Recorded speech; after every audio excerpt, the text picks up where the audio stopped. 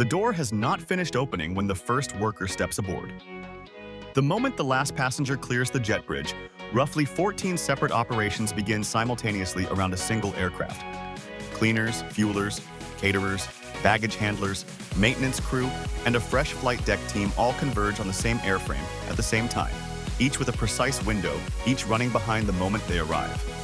A 180-seat narrowbody at a major hub has approximately 50 minutes to become an entirely different flight.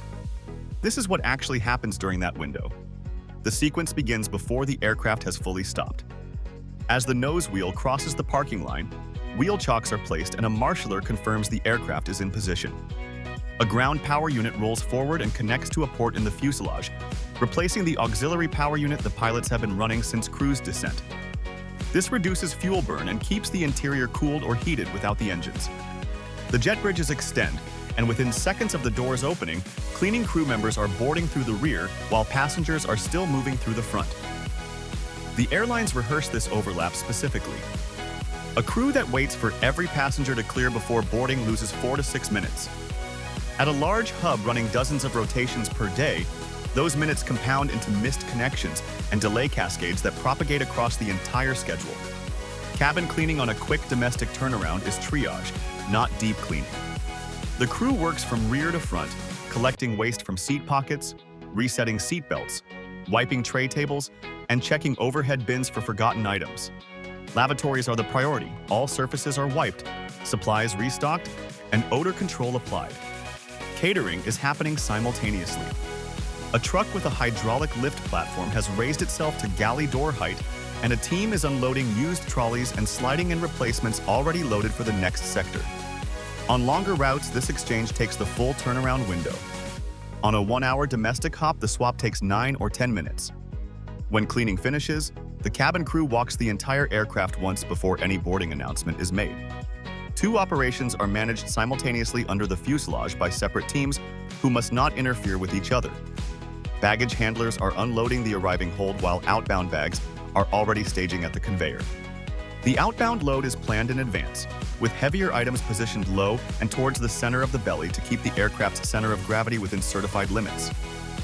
The fuel order was placed by dispatchers before the aircraft landed, calculated from the distance of the next flight, the weather at the destination, and mandatory reserves.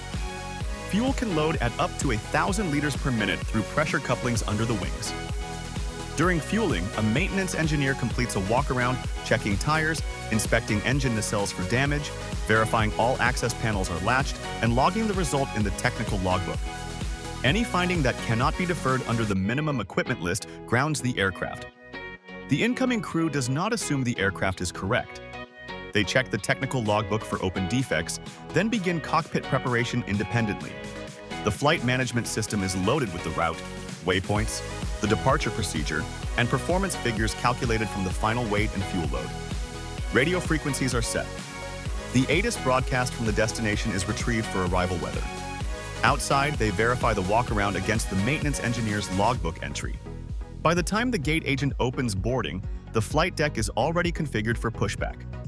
The crew has typically been on board for 15 minutes before the first passenger boards. A 50-minute published turnaround typically means the airline expects to use 35 to 40. The remainder is scheduling buffer. This buffer absorbs a slow deplane, a catering delay, a minor maintenance item.